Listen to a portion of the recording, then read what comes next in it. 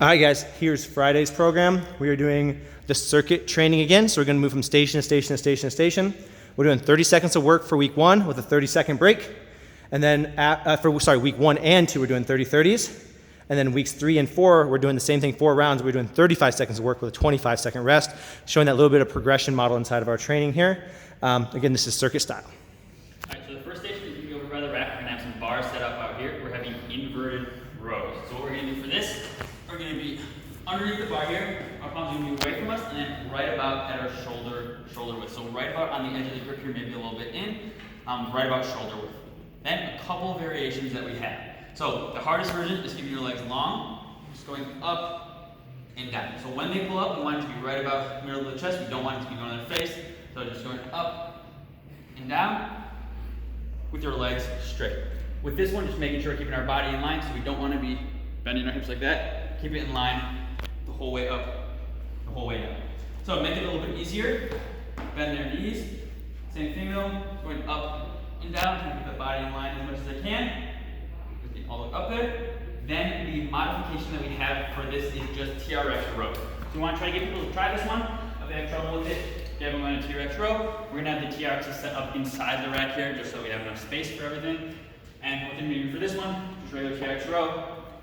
Body nice and straight, growing up, and then back down again. Body nice and straight, and then walk the feet out to make it harder. Feet back, make it easier. It's getting all the way up there on the TRX rows. So this is the first station. The second one is going to be over here by the dumbbells. We're going to have alternating dumbbell curls. So with this one, we're going to have one weight in each hand, and then we're just alternating sides. So one thing to look out for this one on the curls, we want to make sure they're not swinging them. We keep our body tall, and then we're turning our hands in when we curl up. So just alternating sides. We're going to do it continuously for the whole time. Again, not swinging it. So we want to keep the body on, just beneath that elbow, going up and alternating on this one. All right, so this is the station here. Is there any modification for this? No, there's no modification for this one, so just curls on this one. Next one we're going to have is going to be seated medicine ball chest pass. So this one we're going to go, well, we probably don't want to go any heavier than 12 or 14, since it is pretty tough. So 12 or 14 probably max, nothing lower than 4 or 6 for this one. We're going to be by the wall here, and have our feet wide, then just throwing it in the wall, letting it bounce back to us. Bounce back to us. We want to have powerful throws, so right from our chest here, on the wall, and just catching it, making sure we're resetting in between each one, and then just make sure we're going powerful when we throw it. So bouncing back to us, going quick on these. If you have someone that is a little heavier maybe or has trouble getting up off the ground, what we want you to be doing is just a regular chest pass. So you can do that inside or outside if it's warm out there, got good weather. But if they have trouble getting up and down, since it is a circuit, they're going to have to be getting up and down a lot of times. So just do a regular chest pass for that one. The same thing, going powerful throws for that one. So next station is going to be over here on the turf. We're going to have some kettlebells out here for this. It's going to be kettlebell swings or steer swings. So we'll have kettlebells out here. For kettlebell swings, we want them to start kettlebell out in front of them. Feet right about your shoulders, slightly outside. Then hips back. You're going to have the weight here. Out in front, then start by swinging it up towards our hips. Snap those hips forward, going up like this. Couple big things with this one. Like I said before, we want to keep the hips, the weight close to our hips. We don't want to be going super low. And then we want to keep our back flat. So not rounding the back, not going low right at our hips, because our back flat is what we want. One good thing that I like to say to help people remember that is to watch the kettlebell. That kind of forces them to keep it low like this, and then makes them keep their back flat, and then just continuously swinging on this one. And then to end it, just swing it out, set it in front. So we do have a modification for this one, or a different version, which would be steer swing. So you do this one if you don't have enough weight, or if someone wants to go heavier than the kettlebells that we have.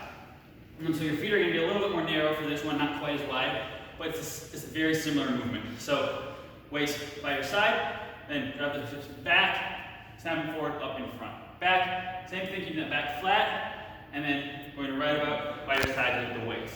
So continuously, hips back, almost exactly the same movement on this one. So we do have one modification. If people are uncomfortable with swinging, or there's new, or have any troubles with that, we will do kettlebell RDLs for this one. So, or kettlebell RDLs. So grab the weight, they're just driving the hips back, keep the back nice and flat, right about below their knees, the shin there, going up and down, kind of practicing that hip hinge motion if they're uncomfortable swinging or they just haven't swung before. So again, just keeping the back flat, going down and up. Then the next station is going to be over here. We're going to use stability ball system. We'll have a few stability balls out. It is going to be Sterling pop. So one thing we want to do for this one, make sure we have our feet pretty wide for this. Then we're going to get our forearms onto the ball, feet wide again, like I said, and we're just going in small circles, keeping those hips in line.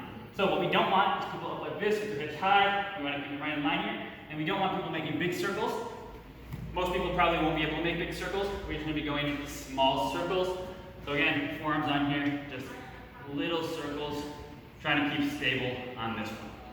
If someone has trouble with that one, the modification is just a stability ball plank.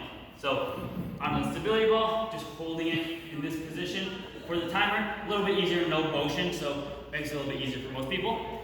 And then if they have trouble with doing anything with the stability ball, the modification is just regular planks. So either do this in the hands or the elbows, but either one, just want to make sure, keep the hips in line, not I'm going too high or low, and anything with that. All right, guys, we're doing the squat matrix. So on the squat matrix, what we're going to be doing is the first 2 weeks, we're going to do them for 3 rounds. It's going to be 20 seconds of each of these exercises Nick's going to explain. And then the second 2 weeks, we're going to do 4 rounds. All right, so for the squat matrix, the first one that we're going to be doing for the 20 seconds is going to be squat jumps. So main version is squat jumps. All you're doing, getting out of the squat, jumping up. Don't have to get super high, but we do want to get some power from those legs. So it's making sure you're getting the squat, one fluid movement, jumping up off the ground on these. The modification, if people have trouble with jumping, we're having drop squats. So it's kind of like a mini jump. You're going to start with your feet a little bit closer, jump out, drop down together, out, drop down together. So it's a little bit of a jump, but it does take a little bit of pressure off their knees if they have trouble with just a full regular jump. Then the other modification, if they can't even do drop squats, we're going to have medicine ball slams. So not bodyweight squats, we're doing this later on. So just regular slams here, slamming, putting down, putting the weight, just going up and down on this one.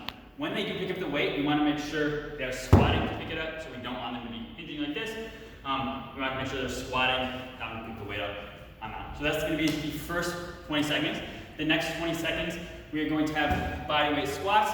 So that's why we're not doing them as a modification, because they are the same exercise. Just regular bodyweight squats here. It's going down and up. Again, just making sure they get all the way down to that squat. So we want to make sure they're getting all the way in the depth in these ones. So that's the second one. The modification for that is TRX squats. So you have your TRX. You're going to have it arms nice and straight here. Just going down, all the way down again, and going up and down. One thing with the TRX, just make sure people aren't pulling themselves up out of the squat. And you also want to make sure they aren't going like this, just leaning back. So trying to keep their arms forward. Something I like to tell them, just going up and down for the modification of anyone that's to do this. Then the third 20 seconds is going to be 90-degree squat holds. So that one is going to be like a regular squat. They're just going to hold in this position for the 20 seconds. This is pretty tough, but just make sure that keeping this position. What we don't want is people going super shallow. We want to make sure people are right about this position, holding the squat for the 20 seconds. The modification for that one, we're going to go back to TRX. And then just do a 90-degree squat hold, TRX. Same thing, just holding in this position. A little bit easier if anyone has any trouble with the squat hold on that.